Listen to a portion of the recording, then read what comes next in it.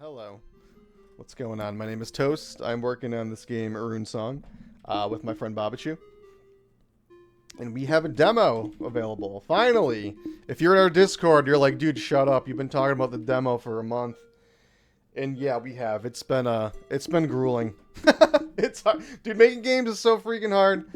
Talk to any dev, they'll tell you the same thing. I'll try not to harp on that. Fuck, dude, it's been a long, tedious road to get to this point. And there's still more to go, but at least we got this freaking demo out. So the demo is essentially what I envision, or what Rune Song is, like, you know, at its core. Which is, you know, it's a simple game, but it's highly polished and it's dense with content. And, essentially that just means, like, you can spend, you know, you can beat a level in 5 minutes. Or you could spend, you know, upwards of an hour plus if you, engage with all it has to offer.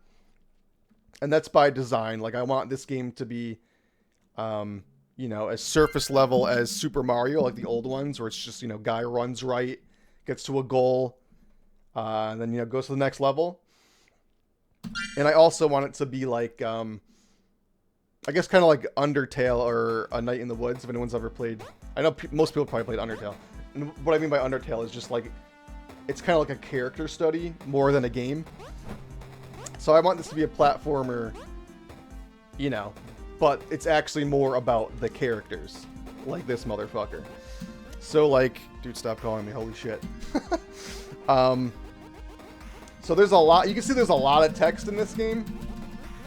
And again, that's also by design. I know most people are going to be like, dude, I don't care about reading this wall of text. I don't give a shit. I just want to jump on stuff. And you can do that. Well, you can't really jump on stuff because you'll take damage. But you can jump on these mushrooms. What I'm trying to say is, if you're just looking for that quick, cheap dopamine hit of just platforming through a stage, we have that. And if you want to get a little deeper, and it's like an iceberg. The deeper you go, the more content unlocks, essentially. And again, it's all optional, so if you want to engage with it, that's cool. And if you just want to hit things with fireballs and jump around, that's cool too. You can do that. But the real meat of the game, back to what I was saying, is it's a character study. You meet all these zany, wacky characters, and they all have a lot to say. And it's pretty much like it's comedic. Like every encounter is its own little stand-up comedy routine, essentially. And I'm not saying it's good stand-up comedy. I am not a writer, but I am writing for this game, so you know, take that for what it is. But so we got this guy. This is another level. If you go a little deeper, there's side quests throughout the stage. So the more you explore, the more side quests you'll find, the more secrets you'll find, that kind of thing. The game opens up as you explore. So the gist of this is this guy is stuck behind this rock pile, blah blah blah. And he's stuck there because there's slimes that are encroaching on the forest. And so one of these slimes kind of jumped him, like style, if you know Zelda. Who doesn't know Zelda, right? Yeah. I don't know, maybe some people don't. It kind of gobbled him up, spit him out, and he's naked now behind those rocks. So he can't move. Here's a garment of clothing. Let's see if we could release this and get this fox man something to wear. So he said he lost his pants. This clearly is not a pair of pants. But let's see what happens when we give him this little cocktail dress. I guess that would be what it's called, right? Here you go. Something feels off. And you can see he's wearing the dress. Very funny, blah, blah, blah. They have a banter about it. But that's kind of what I'm talking about. Like, I'll also check these out. Sorry to get off track, but these took me 3 days to make. 3 full days of programming just to get a dumb swinging lantern. But that's kind of like why I think this game is neat, because there's just so many small details like this that this isn't adding anything to the gameplay. I mean, I think it's fun to do, but like in the grand scheme, this isn't adding shit. But, you know, we went out of our way to include it. And we have all these micro details like that as a whole, I think makes something unique that you typically won't find in other games. Not saying other games don't have hanging lanterns, but like the levels we go to add all this little shit just compounds and adds up over time, I guess is what I'm trying to say.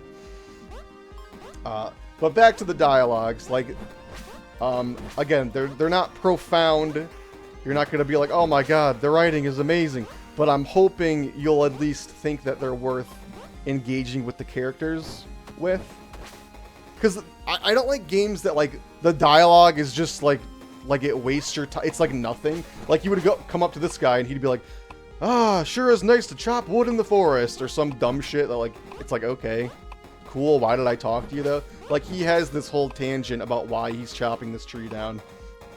And, you know, again, it's supposed to be comedic. Hopefully you think it's funny or entertaining. But yeah, that's the gist with the NPCs and the writing. And again, I think that's like the heart of Rune Song is the character study aspect of it. Why is this guy holding the sign? I don't know. Talk to him. He'll tell you. Excuse me. Development has been tedious throughout. Making this demo has just been polish phase, dude. Like, I thought people were joking when they were like, game development is takes, I don't know verbatim the adage, but they're basically like, game development is 90% building the thing and then 90% polishing the thing. And it's like, wait, what? Basically, I probably butchered that. Basically, what they're saying, though, is polishing the thing takes longer than actually building the thing. And from what I've found with this and also the dungeon stage we just polished, they're absolutely right. It took me probably 2 weeks to build this stage, and it's taking well over a month to get it looking, feeling, playing, you know, as it is now. We have diary entries, a whole bunch of diary entries for 3 of the characters. The writing really does take a lot of time, because I don't know, there's just constant rewrites happening. I'm connecting all the characters with a through line.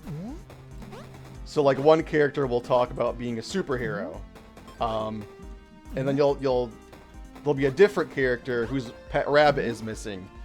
You find out his rabbit's missing because the superhero character busted in, you know, trying to do superhero crap.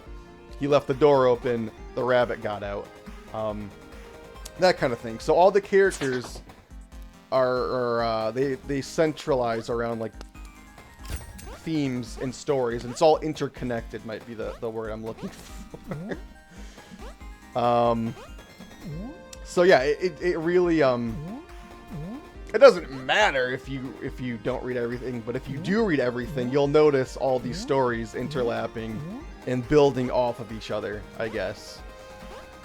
So back to the Mario aspect, though, you can see here I'm doing like a fair bit of platforming, and I don't know, I think it feels good. I spend a lot of time with the jumping, the running, you know, just the feel. Again, it's nothing groundbreaking. You jump, you run, you crawl, and you shoot, right? It's very basic, but I think it feels really good, and I think that's something people will appreciate. Again, especially if you're just in it, you know, for the arcadey Mario aspects.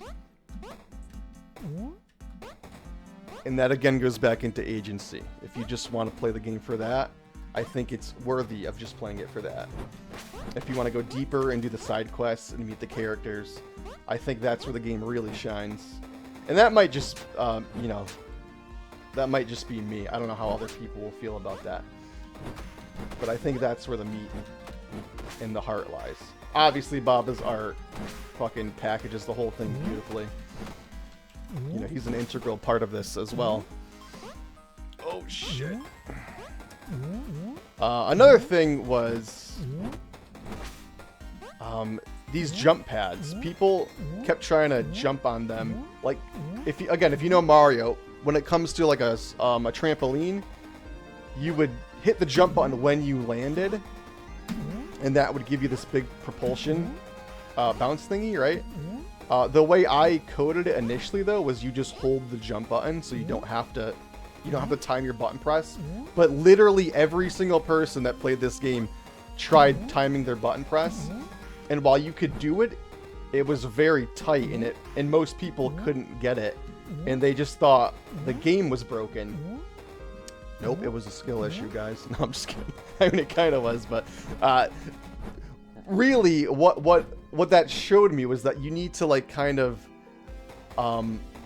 you need to make the game for your player. So if every person playing the game wants to do this thing where they're timing their button press, I need to accommodate them, and that's what I did. And you can still do the old version of just holding the button down, or you could time it. So now both work. Now everyone's happy. No one thinks the jump pads are broken anymore, and it's a good time. What else do we got? What else? Yeah, I don't know. That's pretty much... Oh, I guess I should talk about, like, if you're interested in playtesting. So if you're playtesting, if you could literally do what I'm doing right now, you don't have to do the face cam thing, but ideally, if you could just, like, screen record your gameplay and also have a mic that's on and literally just stream of consciousness as you're playing, and you know, oh, this was fun. Oh, I didn't like that part. Oh, I'm confused about what to do here. That kind of thing. This guy talks too much. I don't care. That, like, just data. Data is so important. And since this is our first demo that we're going to be putting on Steam for, like, the only people that have played the game are, like, close friends and family. Has family played? No, I don't think family's played. My girlfriend's played. That's the only family that's fucking playing. But, close friends, you know, guys in the Discord I've known for years at this point. They're the only ones that have played it. So, and I guess you guys are the ones I'm speaking to currently. So if you guys want to test it, that would be hugely beneficial. Because like I said, this is the first build that's officially going on Steam for everyone to play. And I want this level... Ooh, look at that. I fucked up here. There's a fucking tile missing. Look for stuff like that for me. Look for missing tiles, weird things going on. Parts you think are not fun, that kind of thing. But that's what I was saying. What was I saying? Yeah, this is going on Steam, so like I want it to perfectly encapsulate, you know, what to expect from a full release of this game. And I think this is the first stage that's really like one-to-one matched my vision and expectations for the game. Because some levels had the level design element, but the art was rough. And the art didn't fit. That was this stage, essentially. This stage just went through a total art revamp, thanks About You, because this was our first level we ever did, so obviously he's improved a lot in the art department. But so, again, I want that core loop of, like, just exploration, meaningful exploration, where there's actually things to discover and learn when you explore. You know, sights to see, characters to meet, that kind of thing. With little fun side quests. And so here's the end. This is the this is how this is our flagpole, essentially. You could choose to hold off going in the portal, or you could go in the portal and fight the boss. But yeah, so basically all the levels are done, but they're not polished to this extent. And I don't think they'll all need polish to this extent. Again, this was our first stage ever, so there was a lot rough about it. But still, other levels do still need quests. Do still need, you know, I still need to write dialogues for the characters. I still need to come up with interesting scenarios. So that's what we're going to be doing moving forward. And I guess, you know, I'm not expecting 1 million people to play the game. I'm not expecting people to love the game. But if, you know, a handful of people like the game, I'll probably you know, put more effort into, you know, how many quests I make. Or the writing, or you know, I'll add more content. But if the demo gets released and there's not much buzz, I'll probably just, you know, do the bare minimum. I'll plop like, you know, 2 quests in each stage and call it a day, and we'll release it and then we'll move on to the next game. This stage currently has, I think, 4 or 5 quests.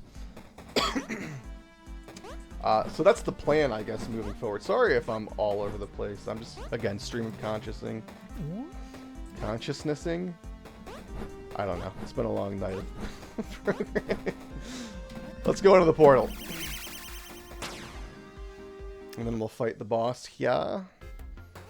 Blah, blah, blah. He has banter. We'll fight him. Kill him. He goes into phase 2 at some point. And that's the demo. Again, it's not mind-blowing. It's not the best game you'll ever played. But I think it has a lot of heart.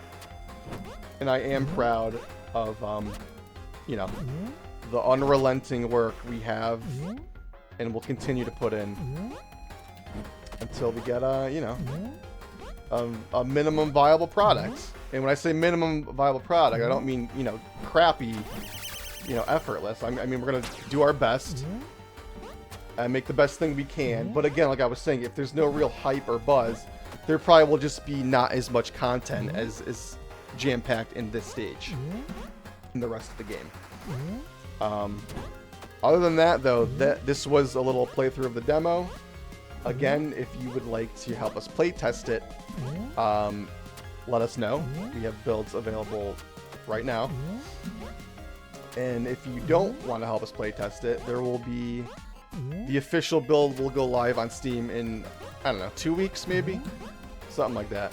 We're just going to make sure it's really polished because, again, that's going to be our first real, you know, public offering to people. So if the first thing they play is, you know, buggy or a mess or whatever, I'm trying to avoid that.